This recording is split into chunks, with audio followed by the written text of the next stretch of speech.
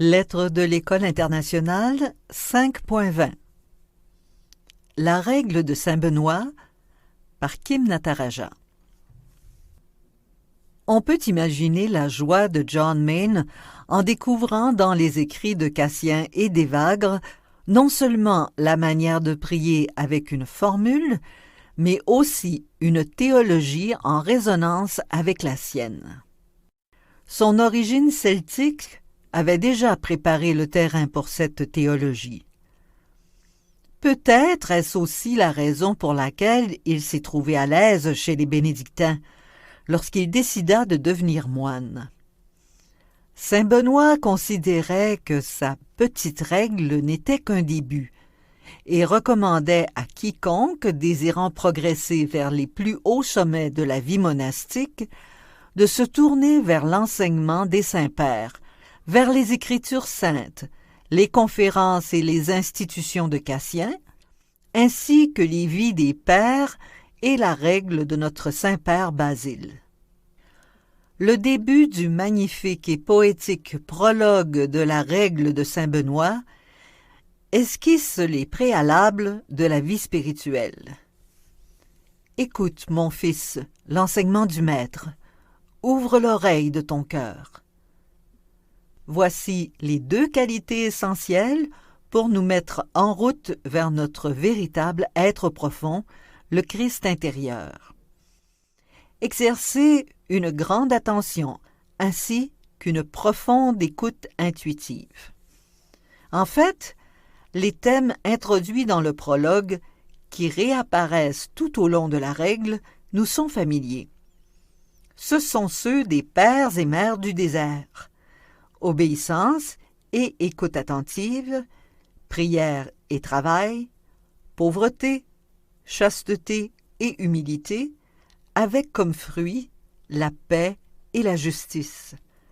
Cherche la paix et poursuis-la toujours. La règle de Saint Benoît, obéissance, conversion et stabilité, était le reflet de l'époque à laquelle il vivait, avec le chaos qui régnait dans le monde environnant, conséquence des invasions barbares et de la chute de l'Empire romain occidental. Il n'était pas prudent de s'aventurer physiquement et moralement hors des murs du monastère. C'est pourquoi les moines devaient être cloîtrés et pouvoir se suffire à eux-mêmes, labora étant aussi essentiel que ora. C'est seulement plus tard, une fois passé l'âge des ténèbres et après le retour à la civilisation au XIIe siècle, que les ordres monastiques purent revenir aux vœux originels de pauvreté, chasteté et obéissance. Nous avons vu dans les lettres précédentes l'importance de chacun des vœux. Comme Cassien et Évagre l'avaient fait avant lui, Saint Benoît affirma dès le début que la tâche principale de notre parcours spirituel consiste à renoncer à notre volonté propre et à nos désirs égocentriques, à nous rappeler que nous appartenons déjà à Dieu et à nous éveiller à cette réalité. Prenant conscience de cela, il nous est impossible de ne pas nous abandonner à la volonté divine et à son projet pour nous. La conscience d'être englobé en Dieu nous fait réaliser notre lien à notre humanité commune à tous.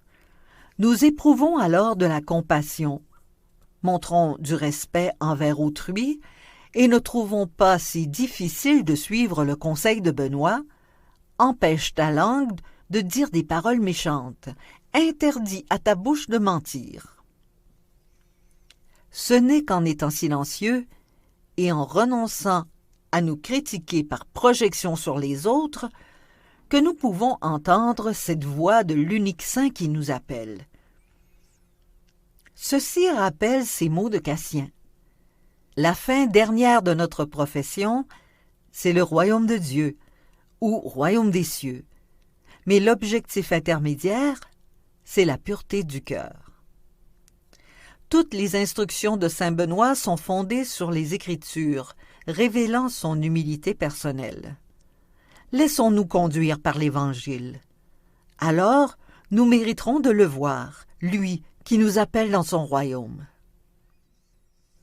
En plus des vertus habituelles, saint Benoît insiste sur celles de paix et de justice. Celui qui habitera chez moi, c'est celui qui marche sans péché et qui accomplit ce qui est juste. C'est celui qui dit la vérité du fond de son cœur et qui ne trompe pas les autres avec sa langue. C'est celui qui ne fait pas de mal aux autres et qui n'est pas d'accord quand on accuse un frère. Celui qui pratique tout cela reçoit la grâce des vertus de paix et de justice.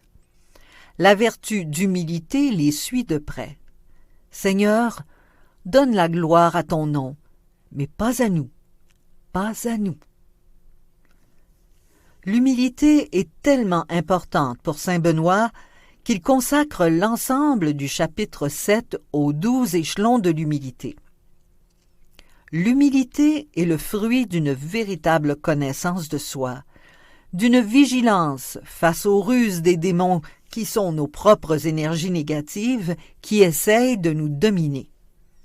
L'humilité, c'est renoncer à nos propres désirs et à notre volonté égocentrique. C'est s'abandonner à la volonté de Dieu et accepter de ne pas savoir ce qui est le mieux pour nous. C'est en même temps reconnaître que nous ne sommes pas seuls dans ce combat, car nous sommes toujours étreints par la présence et la protection de Dieu.